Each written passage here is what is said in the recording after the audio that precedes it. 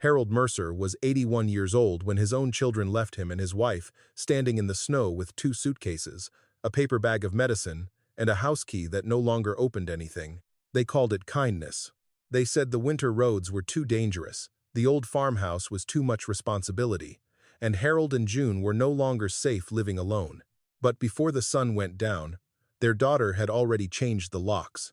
Their son had called a realtor, and the family home Harold had repaired with his own hands for 46 years had a fresh sign in the yard. June did not cry until she saw that sign. The only place they could afford was a forgotten horse rescue ranch at the edge of Black Hollow, bought at a county tax auction for $13. The barns leaned sideways, the fences were buried in snow, and hanging in the center of the yard was an iron rescue bell nobody in town had dared to ring for 30 years. People laughed when the Mercers moved in. They said the old couple had finally lost their minds. They said the ranch was cursed. They said the last time that bell rang, someone died, and the town had spent 3 decades pretending not to remember why. But on their first morning there, a blind gray mare stepped out of the ruined stable, pressed her cold nose into June's palm, and led them across the frozen yard to the place beneath the bell.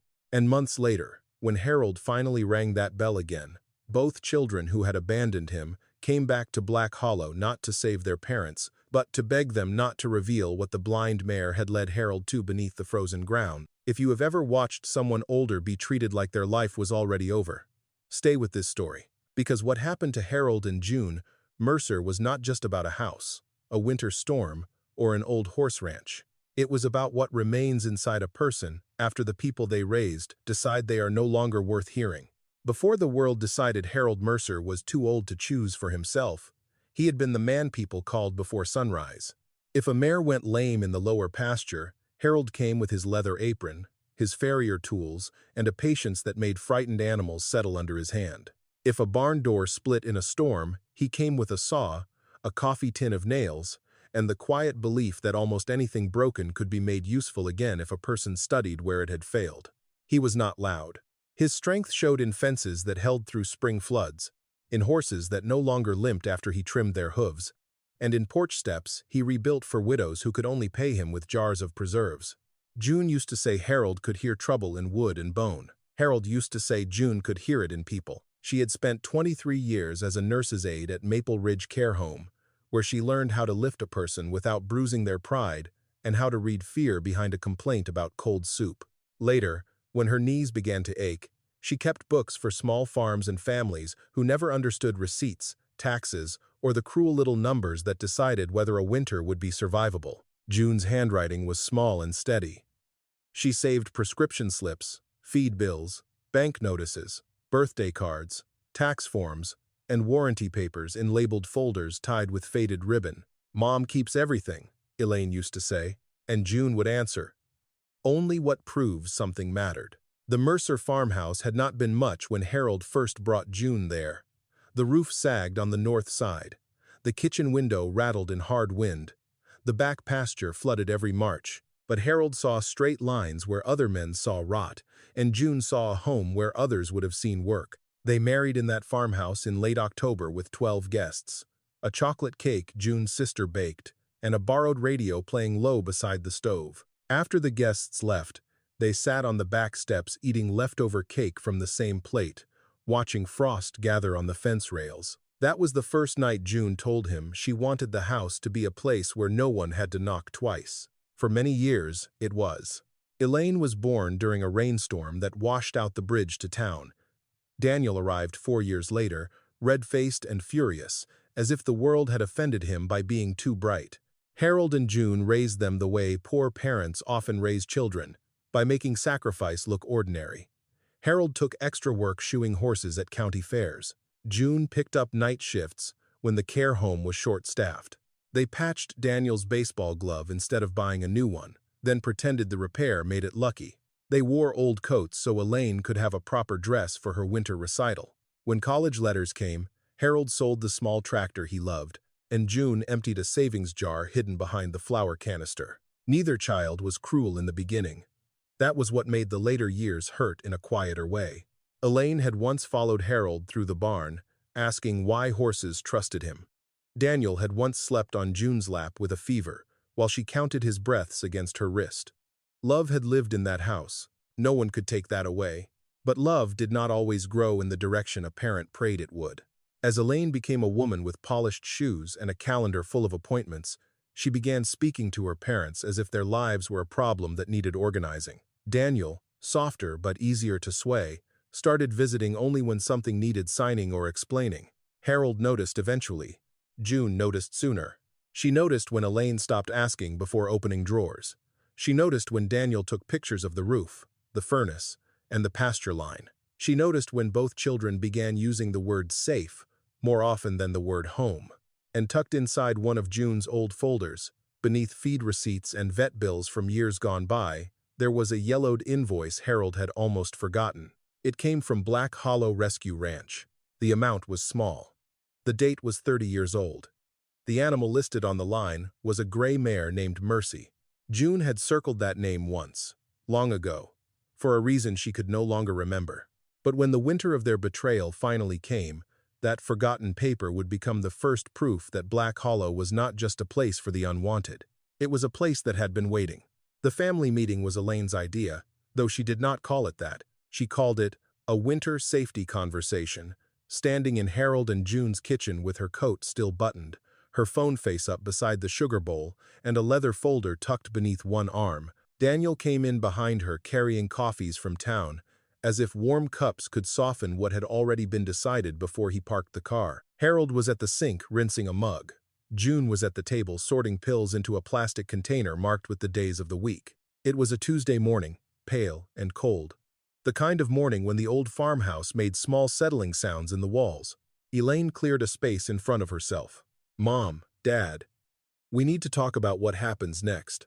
Harold turned off the faucet. "Next after what?" "After this winter," Elaine said.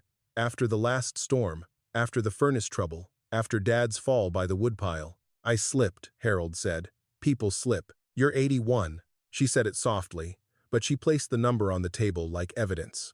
Daniel looked into his coffee. "Nobody's blaming you, Dad." June closed the pill container without a click. "Then why does this feel like blame?" Elaine opened the folder. Inside were printed pages, estimates, photographs of the roof, and a glossy pamphlet from a senior living community 40 miles away. On the cover, two smiling strangers sat beneath a maple tree, too clean to have ever dropped leaves. "We've been looking at options," Elaine said. Harold looked at the pamphlet, then at his daughter. "Options for who?" "For you and Mom." June reached for the paper nearest her. It was a heating bill with 3 lines circled in blue ink. Not her blue ink. Elaine had always pressed too hard when she wrote, leaving dents in the page. "You went through our bills?" June asked. "I had to understand the situation." "Our situation," June said. Elaine drew a breath. "Mom, please don't make this emotional." That was the first cut.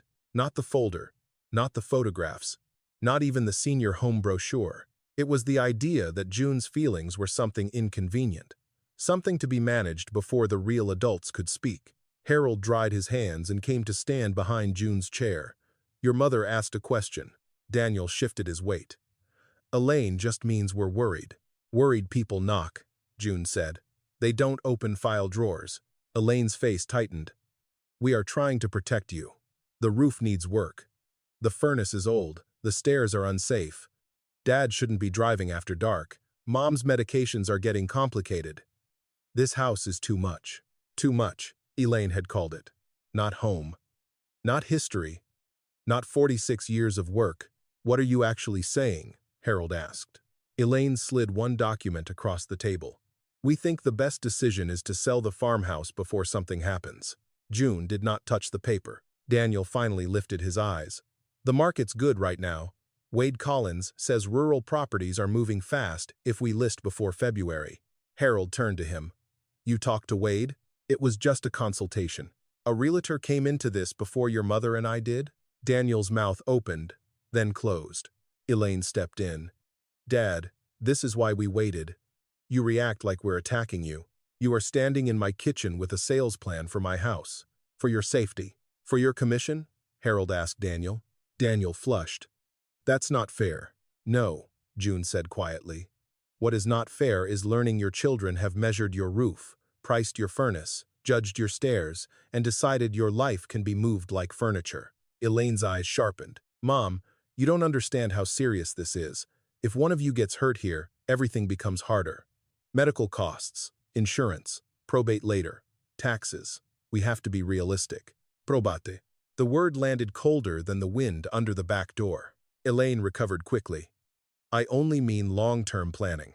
June pulled the document closer, not because she wanted to sign, but because she wanted to read the small print. Numbers had always told her where people hid the truth. Beneath the first page was another form, clipped neatly, with her name and Harold's printed beside the words, Durable Power of Attorney. June's thumb stopped on the line. When did this get added? Elaine leaned forward. That's standard. It helps us manage things if you're overwhelmed. We did a medical power form years ago, June said. For emergencies, this is different. I can see that. Daniel put his coffee down too hard. Mom, nobody is stealing anything. Harold looked at his son then, studying him the way he once studied a horse that had begun favoring one leg. Who said stealing? Harold asked. Daniel swallowed. Elaine closed the folder halfway. This is why these conversations are impossible. You twist every practical concern into an accusation. June stood slowly. Her knees resisted, but she stood anyway. No, you brought accusation into this house when you decided we could not be trusted with our own lives. Elaine's voice lowered. And what if that's true? Daniel whispered. Elaine. But the words were already loose. Harold's face did not move. Elaine softened her tone too late. I mean, what if you need more help than you think? By noon, Elaine had called Wade Collins from the porch. Daniel walked the hallway taking more pictures. June moved quietly from room to room, checking drawers, folders, envelopes, noticing what had been shifted and what had not. In the bedroom, the small cedar box beneath her winter scarves had been opened. Inside it were old deeds, insurance papers, Harold's surgery records, and the yellowed black hollow invoice June had saved without knowing why. The invoice was still there, but it had been moved to the top, as if someone had looked at it and decided it was worthless. June touched the name printed on the faded line. Merce. From the hallway, Daniel called, Mom? Elaine says we should start packing things you'll need right away. June slid the invoice into the pocket of her cardigan. When she returned to the kitchen, Harold was standing beside the back door with his coat in his hands. Elaine was saying something about temporary arrangements, cooperation, and how assisted living did not mean losing independence. Harold waited until she stopped for breath. This house is not yours to sell today, he said. Elaine's answer came too quickly. Not today, but soon. That was when June understood the meeting had never been a conversation. It was a countdown. By evening, Daniel had taken Harold's truck keys, just until the roads cleared. Elaine had removed June's checkbook, so nothing got misplaced. Wade Collins had left a message on the answering machine, thanking them for moving forward. Harold stood in the center of his own kitchen, realizing his children had not come to ask what he needed. They had come to make him smaller. June went to the hall closet, took down the old suitcase with the cracked handle, and placed it on the bed. Harold followed her. For the first time that day, he looked frightened. June, he said, where are we supposed to go? She reached into her cardigan pocket and unfolded the yellowed invoice. Black Hollow Rescue Ranch. 30 years old. Small amount. Gray mare. Mercy. June looked at the paper, then at the man she had loved through storms, births, bills, surgeries, and every ordinary disappointment that had tried to wear them down. I don't know yet, she said, but I know what they missed. The next morning, Harold woke before the furnace clicked on. For a few seconds, he forgot the folder on the kitchen table, the truck keys missing from the hook, and the way Elaine had said, what if that's true? As if her parents' judgment had become a broken thing she could throw away. Then he heard June moving in the bedroom, not with panic, but with purpose. She had already dressed. On the quilt beside her lay 3 things. Harold's old wool cap, the yellowed invoice from Black Hollow Rescue Ranch, and a county notice folded into quarters. Harold picked up the notice. It had been stuffed for weeks beneath seed catalogs near the telephone, ignored because county tax auctions were usually sad lists of places nobody could save. But one line now seemed to rise from the paper. Black Hollow Rescue Ranch. Parcel 18C. Minimum bid, $13. June buttoned her cardigan. The auction is at 10. You want to go to the courthouse? I want to go somewhere our children didn't choose for us. Harold rubbed his thumb over the parcel number. A tax auction isn't a plan. No, June said. But neither is waiting here while they pack us. They did not have Harold's truck. Daniel had taken the keys and called it temporary. So Harold walked half a mile to the mailbox at the county road, where Sam Whitaker from the feed store sometimes drove past on delivery. It was bitter enough to make his lungs ache, but Harold had worked colder mornings under draft horses that did not care whether a man's fingers hurt. Sam found him standing by the road with his collar turned up. Mercer? Sam slowed the feed truck. You lose your mind or your ride? Maybe both, Harold said. Can you get us to the courthouse? Sam looked toward the farmhouse, then back at Harold's face. He did not ask questions. He knew when curiosity would cost someone dignity. By 9:30, Harold and June sat in the back of the feed truck between sacks of grain, riding toward the county seat like fugitives from a life they had paid for. The courthouse smelled of floor wax, wet coats, and old paper. A dozen people stood in the auction room: farmers, a bank representative, 2 men from a logging company, and Wade Collins in a camel-colored coat, too clean for winter. Wade saw Harold first. His smile appeared slowly. Mr. Mercer. Mrs. Mercer. Didn't expect to see you here. June kept the invoice in her coat pocket. No, I imagine not. The auction clerk, Miriam Cole, was a narrow woman in her 70s, with silver hair pinned so tightly it looked like discipline. She glanced over her glasses when Harold signed the bidder sheet. For Black Hollow? She asked. Harold nodded. Something changed in Miriam's eyes. Not surprise exactly. More like memory stepping out from behind a curtain. You know the road's bad, she said. I've known bad roads. The north barn is half down. I've known bad barns. Miriam lowered her voice. And that bell is still there. June heard the pause around the word bell, as if the room itself had learned not to breathe near it. Wade laughed softly behind them. Surely you're not bidding on that place. Harold. Elaine told me you two were considering safer arrangements. Harold did not turn. Elaine talks too much. A few people chuckled. Someone whispered, That old rescue ranch? Another answered, The cursed one. Miriam tapped her pen once. Opening bid, $13. No one raised a hand. The logging men looked amused. The bank representative checked his watch.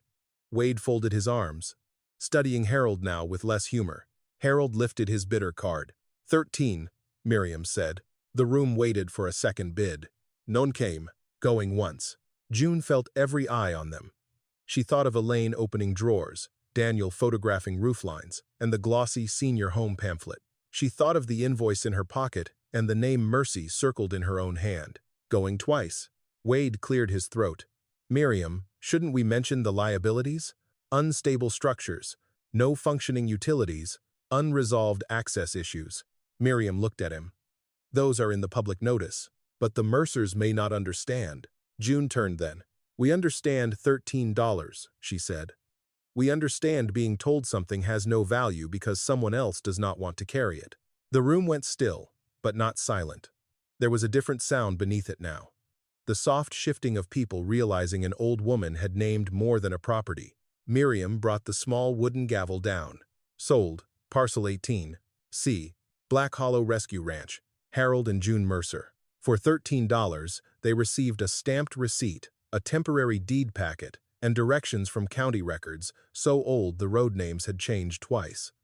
They also received every pitying look in the room. Outside, on the courthouse steps, Wade caught up with them. Harold, June, listen to me. I can make this easier. That land is not fit for habitation. Let me take it off your hands before you get hurt. Harold tucked the deed packet inside his coat. Funny how generous people get after a gavel falls. Wade's smile thinned.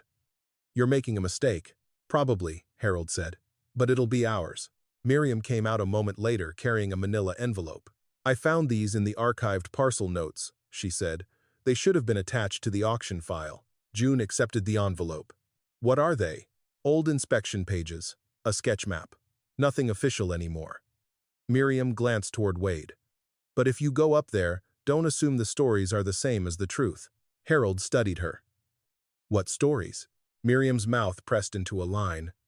People say the bell killed Matthew Lane. June felt the invoice in her pocket grow heavier. ML? She asked. Miriam's eyes flicked to her. You know that name? June did not answer. Miriam stepped closer. Her voice dropped until only Harold and June could hear. The bell did not kill him. Silence did. Then she walked back into the courthouse before Wade could ask what she meant. Sam drove them to the edge of Black Hollow that afternoon. The road narrowed after the last mailbox and climbed between snow-loaded pines. No house lights showed. No tire marks led ahead. At the ridge, the old rescue ranch appeared below like something the world had tried to erase. The gate leaned open on one hinge. Beyond it stood two barns, a crooked office shed, buried fences, and in the center of the yard, the iron bell. Even from the truck, Harold could see rust along its lip. June saw something else. Near the main stable, pressed into clean snow, were hoofprints. Fresh ones. Sam stopped the truck. "Nobody's supposed to be up here," he said. Harold opened the door slowly. Cold air swept in, sharp with pine and old hay. His knees protested when he climbed down, but his eyes stayed on those tracks. June came beside him, the deed packet tucked under one arm and the archived envelope under the other. Behind them, the road back to town looked narrow and far. Ahead of them, Black Hollow waited with its broken roofs, its old bell, and at least one living creature moving somewhere in the dark of the stable. Harold reached for June's hand. "Well," he said, "I guess we bought more than a mistake." The first night at Black Hollow did not welcome them. It tested them. By the time Sam's feed truck disappeared down the ridge road, the sky had turned the color of unwashed tin, and the cold came up from the ground as much as it came down from the air. Harold stood beside the leaning gate with the deed packet under his coat. June held the manila envelope Miriam had given them as if it were a loaf of bread she had to keep warm. No one spoke until the engine sound was gone. Then June said, "We should get inside before dark." Harold looked at the two barns, the crooked office shed, and the stable door hanging from one hinge. "Inside which part?" "That one has glass left in the window." She pointed to the small feed office attached to the main stable. Its roof sagged in the middle, but the door was still closed. And after the last day, a closed door that belonged to them was already something. Harold crossed the yard first. The fresh hoofprints curved away from the stable entrance and vanished around the far side of the barn. He wanted to follow them, but the wind was rising, and June's fingers had gone red around the envelope. The feed office smelled of dust, old grain, mouse droppings, and dry leather. One wall had buckled inward. A cracked desk sat beneath the window. There were feed charts curled at the edges, a broken chair, a rusted stovepipe, and a narrow cot with no mattress. June set the envelope on the desk. "It's not the worst room I've ever cleaned." Harold stared at her. She shrugged. "I worked in long-term care. I have seen worse." That was how they began, not with hope. Hope was too large for that room. They began with tasks. Harold wedged old boards against the worst gap in the wall. June tore strips from a feed sack and stuffed them along the window frame. Harold cleared a bird nest from the little iron stovepipe, then used kindling from a broken crate to coax a thin flame into being. When the stove finally caught, it gave off more smoke than heat. Still, June held her hands near it and closed her eyes as if thanking it for trying. They ate crackers, 2 apples, and a tin of soup Sam had handed June before leaving. Harold warmed it in a dented pan he found hanging from a nail. There was no spoon, so they drank carefully from the pan's rim, passing it back and forth between them. Outside, the iron bell moved slightly in the wind. It did not ring. Its clapper had been tied with a length of old rope, stiff with age, as if someone had wanted to make sure even accident could not give it a voice. June noticed it through the dirty window. Why tie a bell shut? Harold followed her gaze. Fear, maybe, or guilt. He looked at her. June rubbed warmth back into her fingers. Miriam said silence killed that man. Harold opened the manila envelope on the desk. Inside were 3 brittle inspection pages, a hand-drawn map, and a faded note in a woman's handwriting. Emergency bell frame repaired. North shelter stocked. Mercy still refuses the lower stall during storms. No signature. June touched the line with the horse's name. There she is again. A dull thump came from the stable. Harold straightened. Another sound followed, the scrape of a hoof against wood. June reached for his sleeve. That was not the wind. Harold took the flashlight Sam had lent them and opened the office door. Cold rushed in, nearly killing the stove flame. The stable aisle stretched ahead, narrow and black. Old halters hung from pegs. Cobwebs trembled between stall bars. Beneath the rot and dust was something living. Damp coat, manure, warm breath. He moved slowly, clicking his tongue the way he had to nervous horses for most of his life. "Easy now," he murmured. "Nobody here to hurt you." In the third stall on the left, something shifted. The flashlight found a pale gray face. The mare stood with her head lowered, ribs showing under a winter coat grown rough and thick. Both eyes were clouded, filmed over like old glass. She did not flinch from the beam. She turned one ear toward Harold, then the other, reading him by sound. June came to the stall door behind him. "Oh," she whispered. The mare stretched her nose through the bars. Harold held out his hand, palm down. The horse sniffed his knuckles, then breathed against his skin. Her whiskers were stiff with cold. "She's blind," June said. "Mostly, if not fully. How has she survived up here?" Harold looked at the hay scattered in the corner, the chewed boards, the old water bucket with ice broken at the top. "By being smarter than people gave her credit for." June looked at him then, and the ruined stable seemed to hold up a mirror neither of them wanted to name. They found half a bale of hay in the tack room, dry enough to use. Harold carried it to the stall, while June broke the ice in the water bucket with the handle of a rusted brush. The mare waited without pushing, as if she had learned long ago that desperation did not make people stay. When June poured water into a cleaner pail, the mare lowered her head and drank. "What do we call her?" Harold asked. June reached into her cardigan pocket and took out the old invoice. The paper trembled in the cold.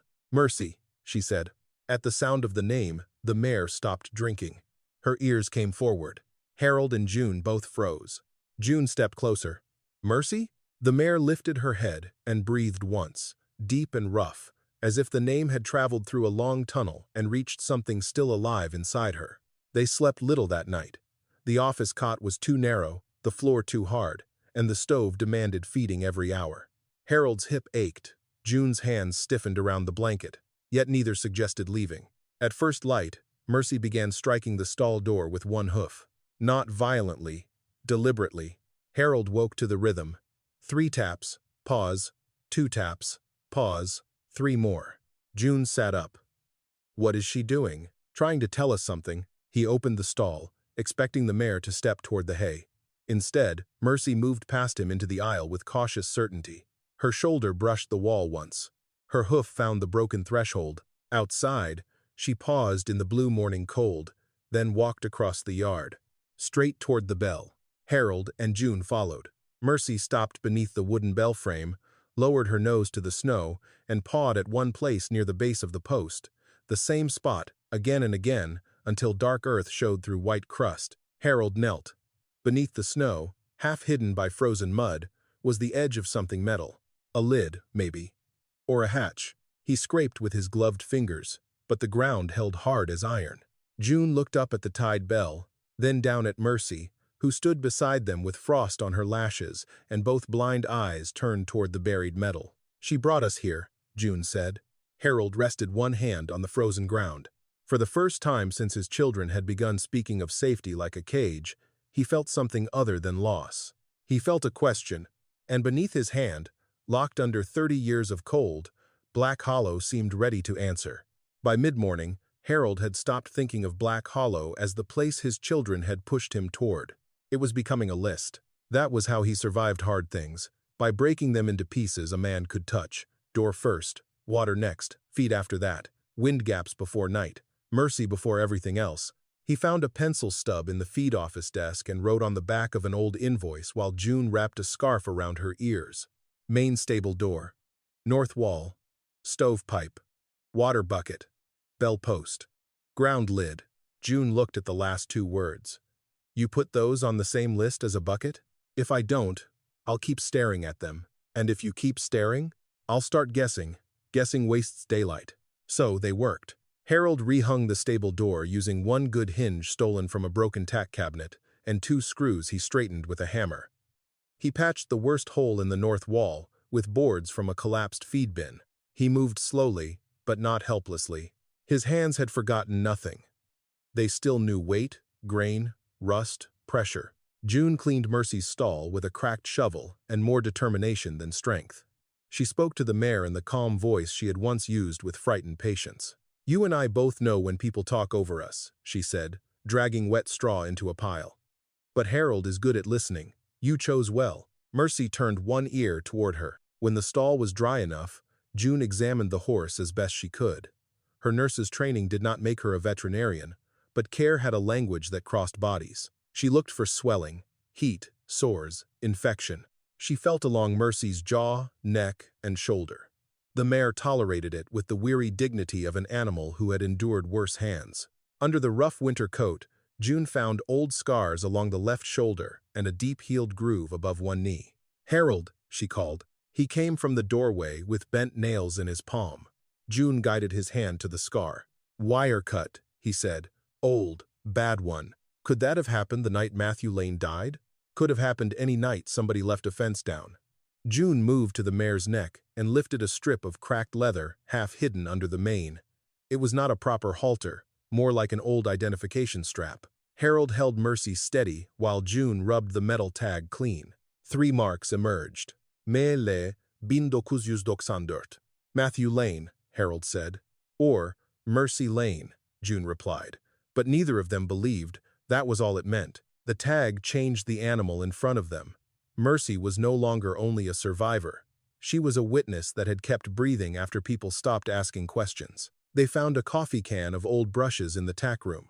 June brushed Mercy's neck and back, while Harold warmed water and mixed feed with oats Sam had left behind. The mare ate carefully, pausing whenever the wind pressed against the barn. Each time the bell rope creaked outside, Mercy lifted her head. "She knows that sound," June said. Harold looked through the open stable door. "Or she knows what came after it." By noon, the sun had softened the top crust of snow, though the ground beneath remained hard. Harold took a pry bar from the tack room, a split-handled shovel, and an iron spike from the fence line. He carried them to the base of the bell post. June brought the manila envelope, the map, and the old note. Mercy followed them out without being led.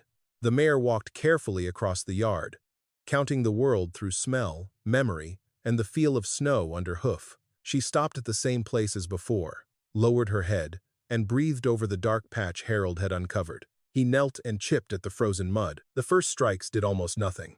Pain traveled from the iron spike into his wrist. He adjusted his grip, took shorter swings, and worked around the metal edge instead of against it. Harold had learned long ago that stubborn things did not always yield to force. Sometimes they yielded to patience applied in the right seam. June held the map beside him. "There's no hatch marked here.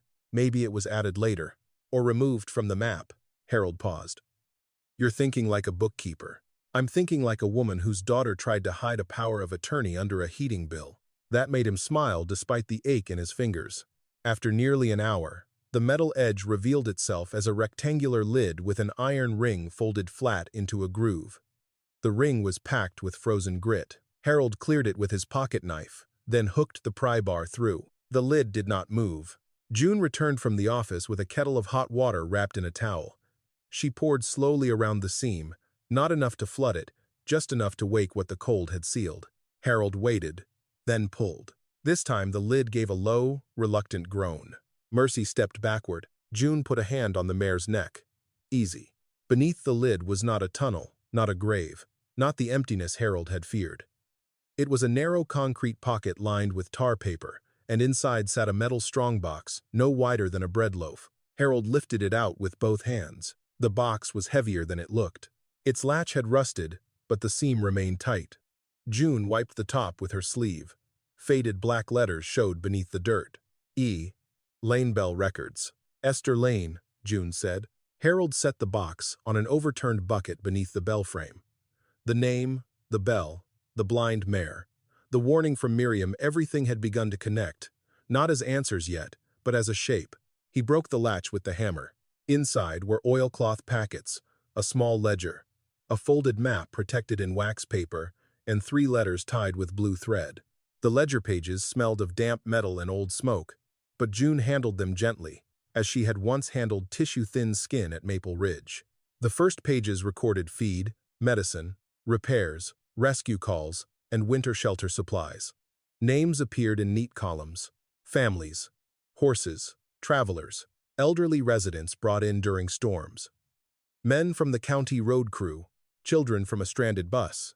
Black Hollow had not been a cursed place. It had been a place people ran to when the weather turned against them. June read one entry aloud.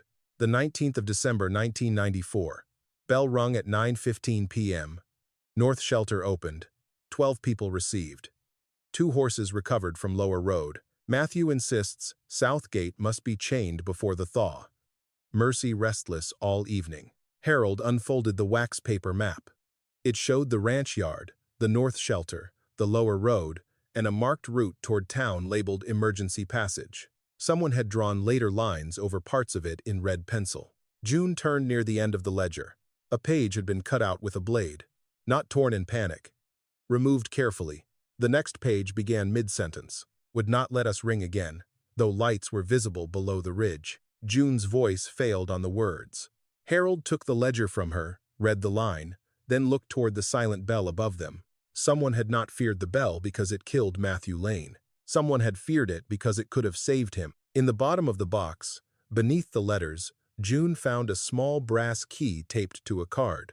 On the card, Esther Lane had written, "If they bury the bell, open the north wall." Harold turned toward the stable, toward the patched boards, toward the part of Black Hollow he had not yet inspected. Mercy stood beside June, blind eyes clouded, ears turned toward the old bell.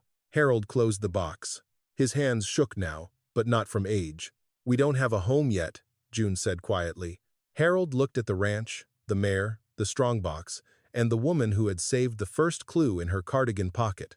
"No," he said, "but we have proof someone didn't want one found." Sam Whitaker came back to Black Hollow just after noon with hay in the truck bed and no explanation in his mouth. That was one of the things Harold appreciated about him. Some men helped in a way that made you feel indebted before they even set the box down. Sam helped like he was correcting a practical problem. He backed the feed truck near the stable, climbed out stiffly, and began untying bales, as if delivering hay to an abandoned rescue ranch bought by 2 elderly people for $13 was the most ordinary errand in the county. June met him at the door of the feed office. "We didn't order all this." "I know. Then what is it?" Sam pulled a canvas bag from the cab. "A mistake at the store. Wrong inventory count." Harold looked at the neat stack of hay, the bag of senior feed, the mineral block, and the small box of ointments in Sam's hand. "That's a lot of mistake." Sam's mustache twitched. "Happens more often when I'm tired." June did not embarrass him by saying thank you too loudly. She simply took the ointments, read each label, and nodded once. "Mercy can use these." At the sound of her name, the gray mare lifted her head from the stall. Sam stopped moving. "Well, I'll be," he said softly. "You know her?" Harold asked. Sam stepped closer to the stall, not entering, letting the horse decide whether his presence was welcome. Mercy stretched her nose toward him, sniffed his coat sleeve, then turned one ear forward. "I knew of her," Sam said.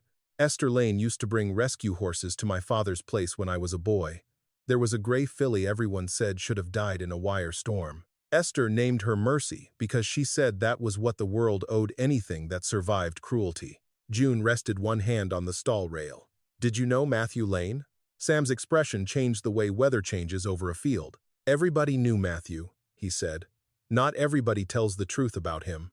Harold waited. Sam looked toward the yard, where the bell hung mute above the frozen patch they had opened. Matthew was Esther's brother. Worked county road rescue in winter.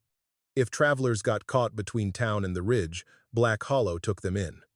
That bell was not superstition. It was instruction. If you heard it, you came toward it. June thought of the ledger entry, the cut page, the unfinished sentence.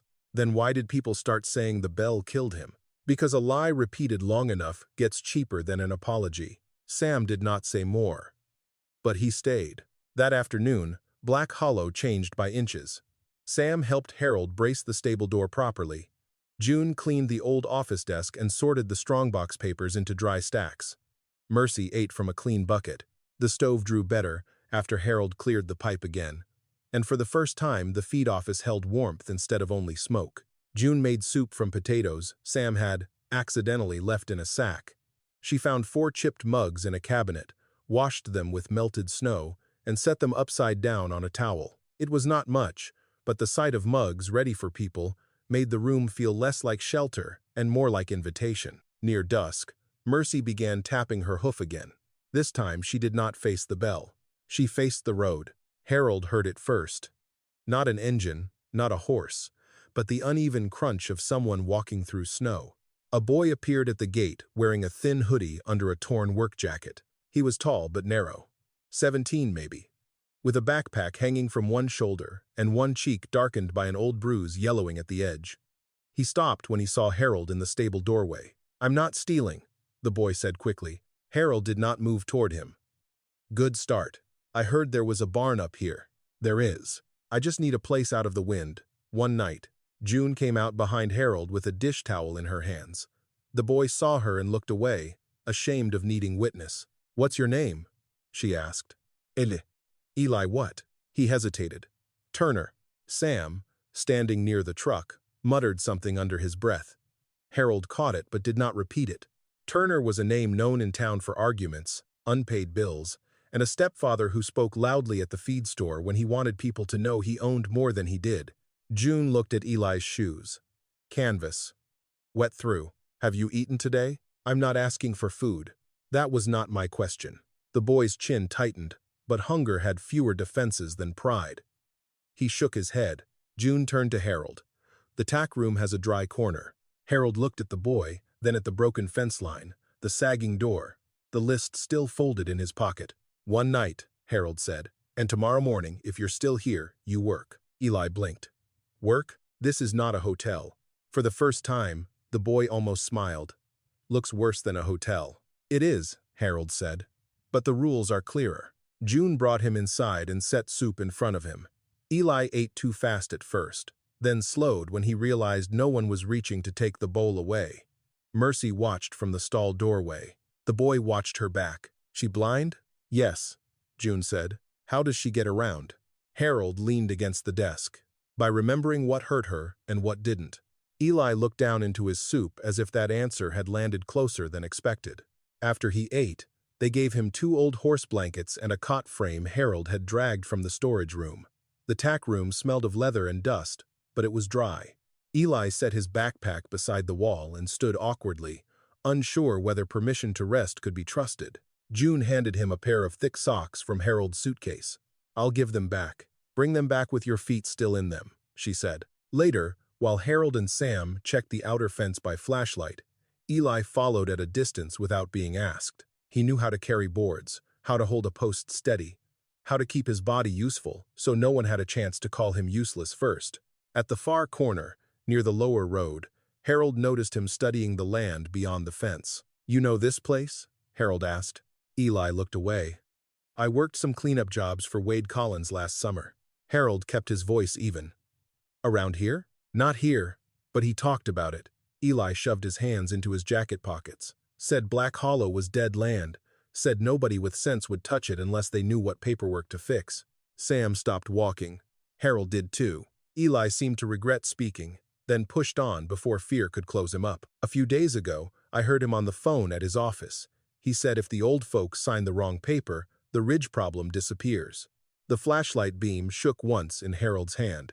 "What old folks?" Sam asked. Eli looked at Harold. "I think he meant you." When they returned to the feed office, June had written 3 words on a clean scrap of paper and pinned it near the stove. "Coffee. Warmth." No questions first night. Harold read it twice. Outside, the bell remained tied. The north wall still waited. Wade Collins was already moving somewhere beyond the ridge. But inside the small room, a blind horse had clean water. A hungry boy had stopped shaking, and 4 chipped mugs sat ready beside a stove that finally knew how to burn.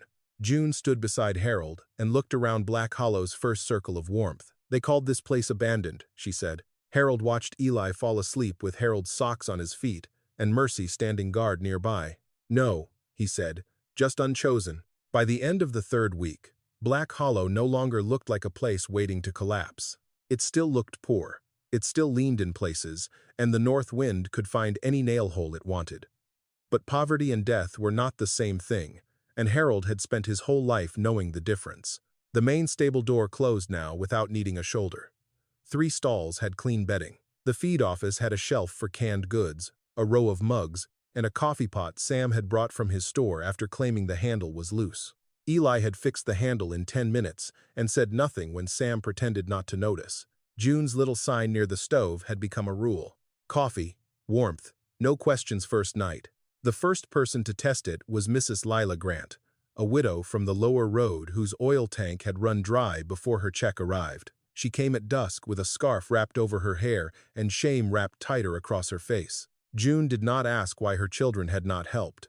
She only handed Leela coffee, set a chair near the stove, and told Eli to bring in more wood. The next was Mr. Boone, who had once delivered mail before arthritis bent his hands. He came because he had heard there was an old mare at Black Hollow and wanted to see if the rumors were true. He brought a sack of apples too soft for people but good enough for horses. Mercy took one from his palm with such care that Mr. Boone turned away and wiped his nose on his sleeve. After that, people began arriving in small, embarrassed ways. A woman dropped off blankets and said they were extra. A church deacon left canned beans on the office step without knocking. A retired school custodian came with a toolbox and repaired the broken latch on the tack room, then stayed 2 hours longer than he meant to, because Harold asked his opinion instead of giving him orders.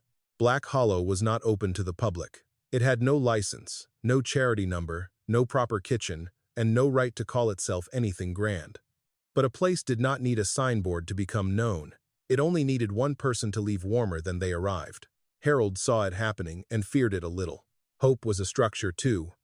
If a man built it badly, it could fall on everyone inside. So he worked harder. He taught Eli how to set a post straight, how to judge a board by sound, and how to walk behind a horse without startling it. Eli listened with the fierce attention of someone who had rarely been taught without being insulted. When he made a mistake, he braced for a shout. Harold only tapped the board, showed him the grain, and said, "Again." June noticed the boy began standing taller after the word. Mercy improved more slowly. Her ribs were still too clear under her coat, and her blindness gave her face the solemn look of an old judge. But she began waiting for June's footsteps. She began lowering her head when Harold entered the stall. Once, when Eli tripped over a bucket and cursed, Mercy swung her head toward him and huffed as if disappointed in his manners. That made Eli laugh. It was the first real laugh June had heard from him. The same afternoon, Harold took the brass key from Esther Lane's card and carried it to the north wall of the stable. The instruction had bothered him every day since they found it. If they bury the bell, open the north wall. He expected a door, maybe a hidden panel large enough for records. But the north wall seemed ordinary at first. Rough planks, old hooks, a cracked saddle rack, and a cabinet with warped doors. June brought the strongbox ledger. Sam brought a lantern. Eli stood back with a pry bar, trying to look like he did not care while caring more than anyone. The brass key did not fit the cabinet. It fit the saddle rack. Harold discovered it by accident, brushing the key against a small dark hole beneath the lowest peg. The peg clicked inward. A section of wall no wider than a feed bag loosened from the frame. Behind it was a flat metal tube wrapped in oilcloth. June lifted it out with both hands. Inside were photographs, route maps, and a county document stamped with a seal that had faded but not vanished. The top photograph showed Black Hollow in summer, green and busy, with horses in the paddock and people standing beneath the bell. In the center stood Esther Lane, broad-shouldered and unsmiling, one hand on the neck of a young gray filly. Mare. Beside Esther stood a tall man in a county rescue coat. On the back, in careful handwriting, someone had written, "Esther and Matthew. Emergency Shelter Certification Day, 1994. Sam took off his cap. June unfolded the stamped document. Black Hollow Rescue Ranch was not described as abandoned land. It was listed as an approved winter emergency shelter for the North Ridge Road, supplied through county funds and private donations. There were signatures, dates, inventory lists, and a map showing a shelter route from the lower road to the ranch. Harold spread the newer auction map beside it. The route was missing, not faded, not forgotten, removed. Eli leaned over the table. "Can they do that?" June's eyes moved across the signatures. Someone did. Harold tapped the old map. If this route was official, why did the auction file call it private abandoned property? Sam's jaw tightened. Because once the route disappeared, so did the responsibility. The room seemed smaller after that. June turned the photographs one by one. Some showed families in blankets inside the north shelter. Some showed horses being led from floodwater. One showed the bell frame covered in ice, with Matthew Lane standing beside it. his hand raised as if he had just rung the bell. On the last photograph, June found something that made her stop. Wade Collins was not in it. He would have been too young. But a man with his narrow smile stood beside a county truck, shaking hands with an official while Esther Lane watched from the background without smiling. On the back was one name, Calvin Collins. Sam saw it and looked away. Wade's father, he said. That evening, June wrote copies of the names in her notebook. Harold placed the old map under a board to flatten. Eli, who had been quiet too long, finally said what all of them were thinking. Wade knows this place matters. Harold looked through the window at the bell. Yes, and he knows you found something. Harold did not answer right away. Outside, 2 cars slowed on the ridge road before driving on. News had begun to move through town. People had seen lights at Black Hollow. They had seen smoke from the pipe, repaired fences, a boy carrying hay, and old Mrs. Grant returning home with color in her cheeks. By morning, Elaine would hear about it. By noon, Wade would know more. June closed the notebook and set her palm over the names she had copied. For years, people had called Black Hollow cursed because it was easier than calling it stolen. Harold folded Esther's photograph and placed it beside the ledger. The bell still had not rung, but the silence around it had begun to crack.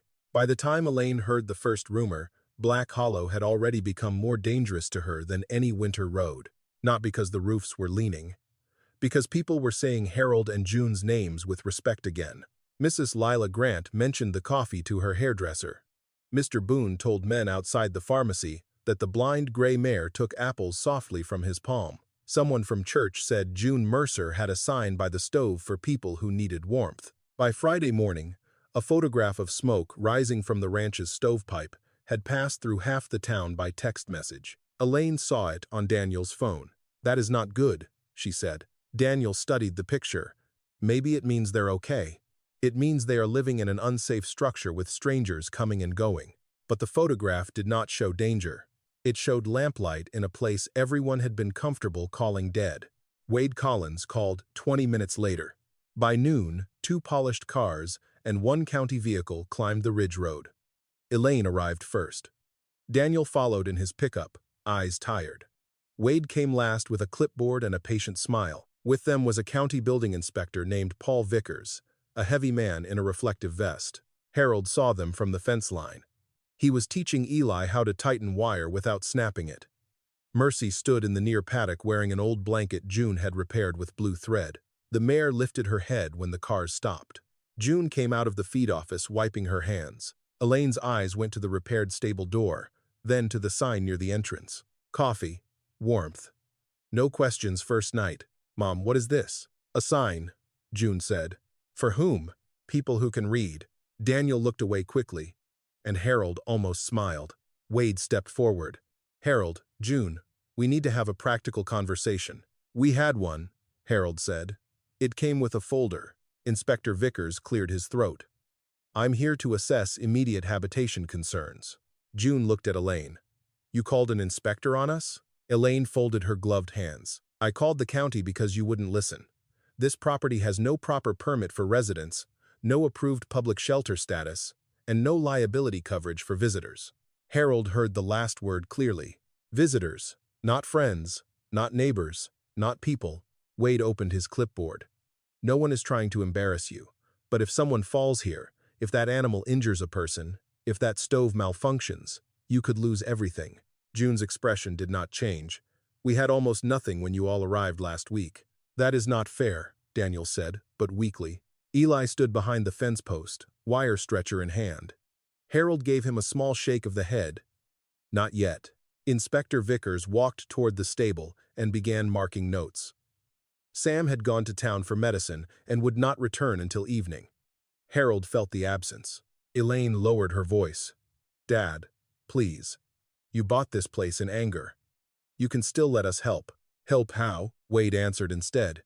I have a buyer willing to assume all risk, pay for a safer transition, and put both of you somewhere appropriate. Harold looked past Wade at the bell. How much? Wade named a sum large enough to sound generous to people who did not know why he wanted the land. June said, that offer came fast. Opportunities do, Wade said. Threats too. His smile remained, but his eyes cooled. Inspector Vickers returned from the stable entrance. North wall has recent alterations. Harold's hand tightened around the fence tool. Wade turned too quickly. What kind of alterations? Panel opened or repaired? Hard to tell. I'll need to look closer. June stepped into his path. Not without telling us what you are inspecting under whose authority. Elaine looked mortified. Mom, don't make this difficult. June took one slow breath. Difficult was standing in my own kitchen while my daughter explained my life like a liability. Daniel flinched. For the first time since arriving, his eyes settled on Mercy. The blind mare had moved closer to the fence, placing herself between June and the cars. Her cloudy eyes saw nothing, but her body seemed to understand trespass. She's the horse from the picture, Daniel said. What picture? Elaine asked. He shook his head. Nothing. June caught it. Wade caught her catching it. The air changed. Wade tucked the clipboard under his arm and spoke more softly. June, I heard you received archived materials from Miriam Cole. Old county scraps. I hope you haven't let those confuse you. Harold turned fully toward him. How did you hear that? Wade's answer came smooth. Small town. Small towns don't usually know what's inside manila envelopes. Elaine glanced from Wade to Harold. What archived materials? Nothing relevant, Wade said. June's voice cut through his. Then why ask? Behind the fence, Eli lowered his head and moved toward the far side of the stable, pretending to coil wire. No one watched him except Mercy, whose ears followed his steps. Wade drifted toward his car, phone already in his hand. Eli slipped behind the tack room and crouched beside the cracked window. He could not hear everything, but he heard enough. If they found the Bell file, we have a problem, Wade said into the phone. No, not the auction packet. The old shelter certification. Maybe the Lane woman kept copies. A pause. I don't care what Calvin promised. The Ridge project dies if that route becomes public record again. Eli's mouth went dry. Inside the yard, Elaine was still talking. You have a runaway sleeping in a tack room, she said to June. You have elderly people stopping by. You have livestock you cannot afford. This is exactly what we were afraid of. Harold rested one hand on the top rail.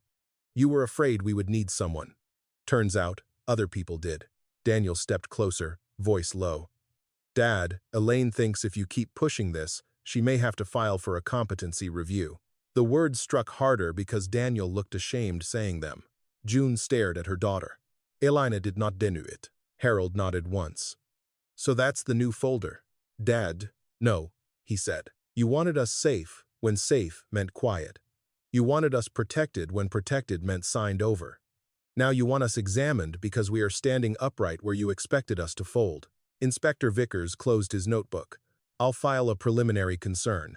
No closure order today, but this property cannot operate as shelter without review. Wade looked irritated by the restraint, but he recovered. That gives everyone time to make the wise choice. Mercy struck the frozen ground once with her hoof. Everyone turned. The mare stood beneath the bell frame now, head raised, blind eyes turned toward the tied clapper. June walked to her side and placed a hand on her neck. Elaine shook her head. Mom, step away from that animal. June did not move. Eli came running from behind the stable, face pale from what he had heard. Harold read the warning before the boy spoke. Wade saw it too. For 1 second, his careful expression cracked. Then he smiled again, worse than before. You have 48 hours, he said. After that, this becomes official. When the cars finally drove away, Daniel lingered last. He looked at Harold, at June, at Mercy, and at the smoke rising from the office pipe. I didn't know Elaine would say competency, he muttered. Harold's answer was tired, but steady. Not knowing is easier when you don't ask. Only after Daniel left did Eli repeat Wade's words. Bell file. Shelter certification. Ridge project. Calvin. June went inside and opened her notebook to the names copied from Esther's papers. Harold stood beneath the tied bell with Mercy breathing beside him. The old ranch had survived being forgotten. Now it would have to survive being wanted. The storm arrived before the 48 hours were gone. It came down from the ridge after dawn, first as a pale curtain over the pines, then as a white wall that swallowed the lower road. By 9, the county alert crackled through Sam's old radio on the feed office shelf. Road closures. Whiteout conditions. Multiple vehicles stranded north of town. Harold stood by the window with his coat already on. June looked up from Esther Lane's ledger. "You are not going out there. There are people on that road." Sam had arrived before sunrise with medicine for Mercy and a bad feeling in his face. Eli was in the stable, filling buckets and tying extra rope between the office door and the barn so no one would lose the path in the whiteout. Mercy stood inside her stall, restless, turning her head toward every hard gust that struck the walls. Then the first horn sounded below the ridge. Not loud, not near, but enough. Harold took one step toward the door. June caught his sleeve. "Harold." He covered her hand with his. 30 years ago, someone decided not to answer. She held on, then reached for his wool cap and pulled it down over his ears. "Then we answer correctly." Within minutes, Black Hollow was no longer hiding from the storm. It was working inside it. Harold and Eli dragged the old rescue sled from the north shelter. Sam tied a red feed sack to the lower gate so it could be seen through blowing snow. June turned the feed office into a receiving room, lining mugs along the shelf and setting Esther's documents inside a metal cash box beneath her chair. The second horn came from farther down. A pickup had slid into the ditch near the old emergency passage, carrying Mr. Boone and a young mother named Carrie Voss with her little boy wrapped in a blue blanket. Sam and Eli brought them in first. Then came 2 road crew men, one with a bleeding eyebrow. Then Lila Grant, shaking so badly June had to hold the cup to her mouth.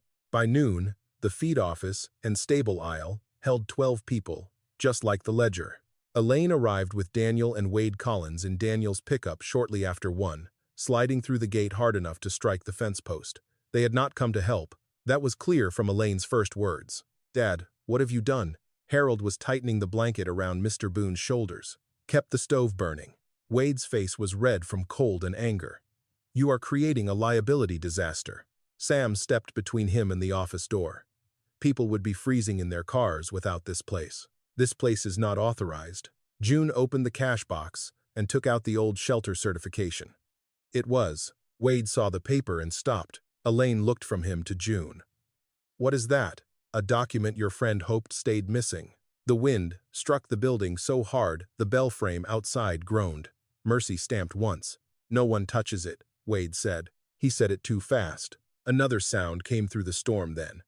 Not a horn this time, but the faint backing alarm of a county truck from somewhere below the lower road.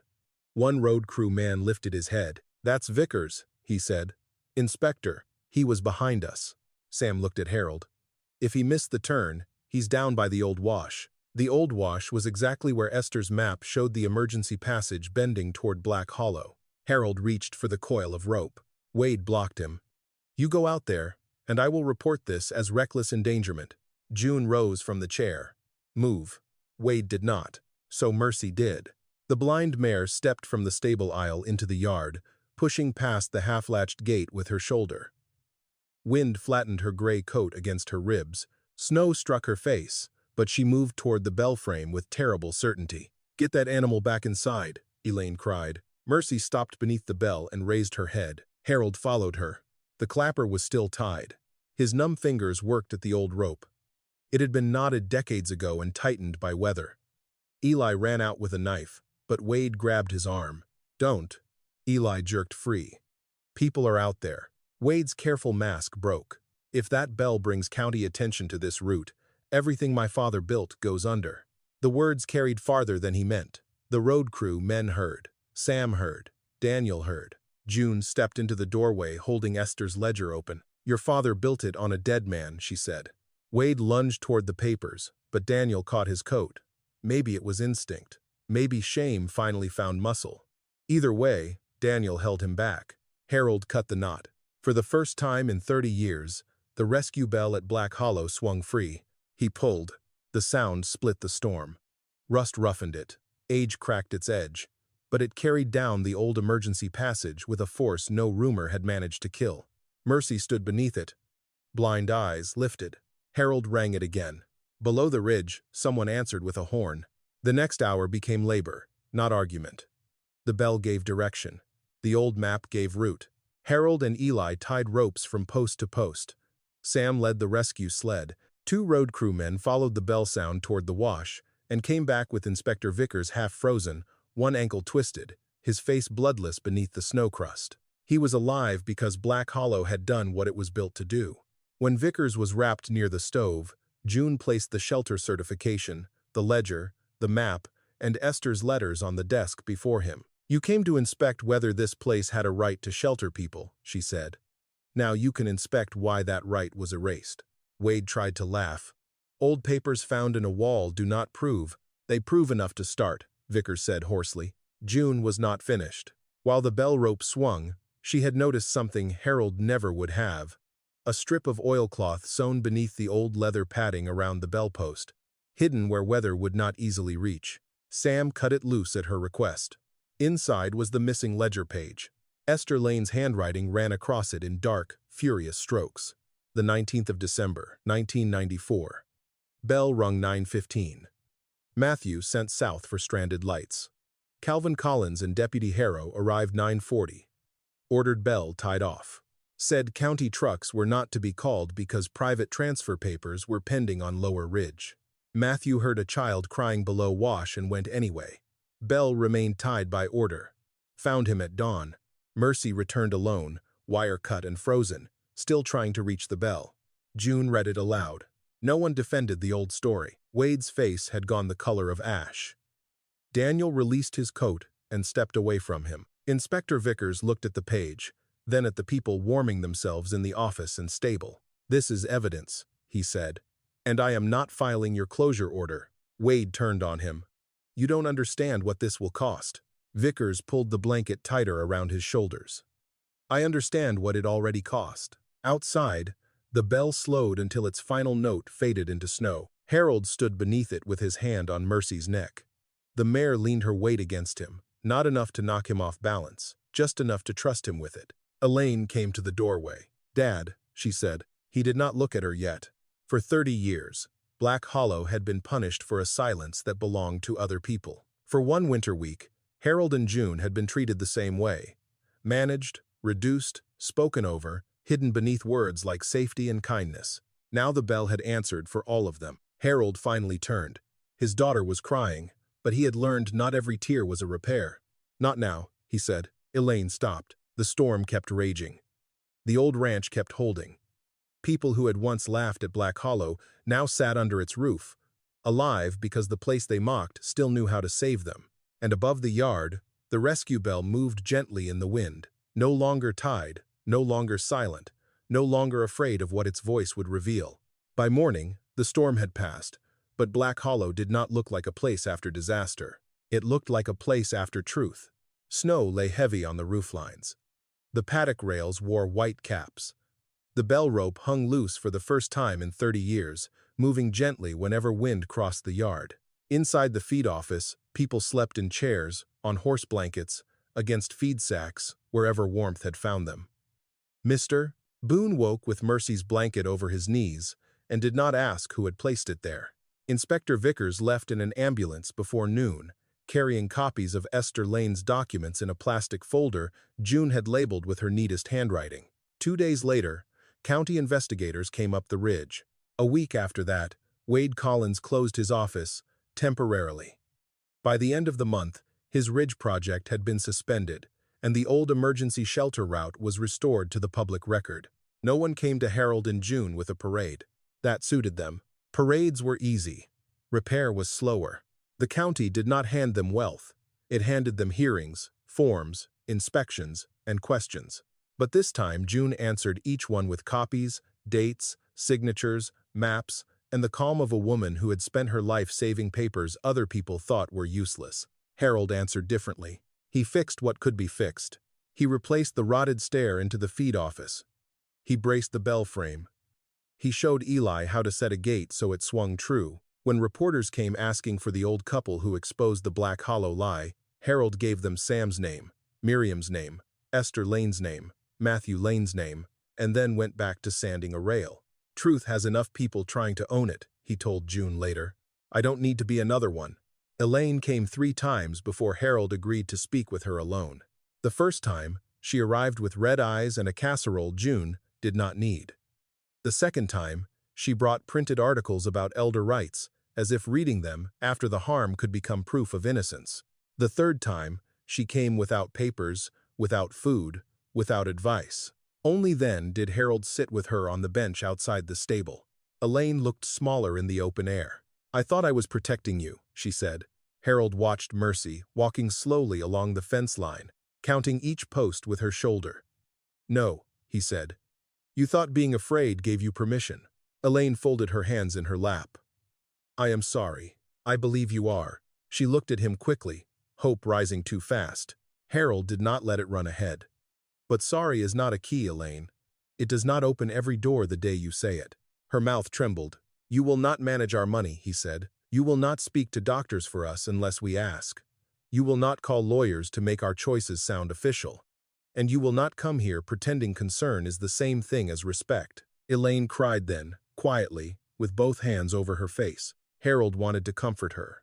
A father's hands do not forget that motion easily, but he kept them folded around his cane. "Start with truth," he said. "Then time, then we'll see." Daniel began sooner because he knew less about speaking and more about work. He came one Saturday with a box of hinges and stood by the lower fence until Harold noticed him.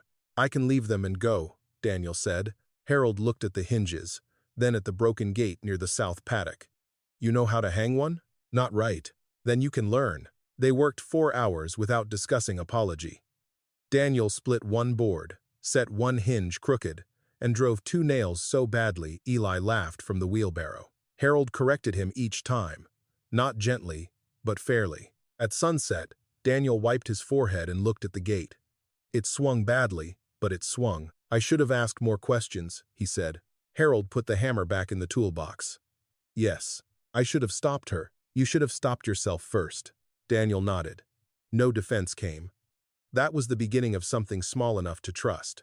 Spring arrived late at Black Hollow. It came first in mud, then in fence shadows, then in the soft green pushing through the lower pasture where Mercy liked to stand in the sun. Sam helped convert one stall into a treatment room for old horses. Eli moved from the tack room into the repaired office loft and started taking classes at the community college 2 mornings a week. June filed the papers for a trust in Matthew and Esther Lane's names. The county approved Black Hollow as a limited emergency warming site again, but June wrote a different name on the wooden sign Harold built. The Bell Sanctuary. Under it, in smaller letters, she painted, "For old horses, old hearts, and anyone left out in the cold." No one laughed when the sign went up. People still came in embarrassed ways.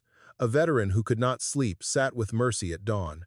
A grandmother whose son had stopped answering calls helped fold donated blankets. A girl from town brushed the gentlest horse and spoke to no one for the first hour. Black Hollow did not fix everyone. It did not promise that. It simply made room without asking people to earn warmth before receiving it. On the first clear evening of May, June tied a new rope to the rescue bell. Not to silence it, to give it back its purpose. Harold stood beside her while Mercy grazed nearby, her gray coat shining silver in the low sun.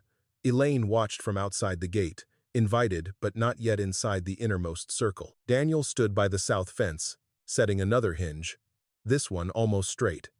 Eli carried coffee to Mrs. Grant. Sam leaned against the stable door with his cap in his hands. June placed a small plaque beneath the bell. "Ring only for help. Never for fear." Then Harold pulled the rope once. The sound rolled over Black Hollow, clear and deep, no longer a warning buried under shame. It crossed the repaired fences, the open gate, the warming office, the stalls where unwanted horses slept safely for the first time in years. Harold did not feel young when he heard it. He felt something better. He felt unfinished. Beside him, June slipped her hand into his. Mercy lifted her blind face toward the bell, calm now, as if the sound had finally become what she had waited 30 years to hear. Not panic, not silence. A way home.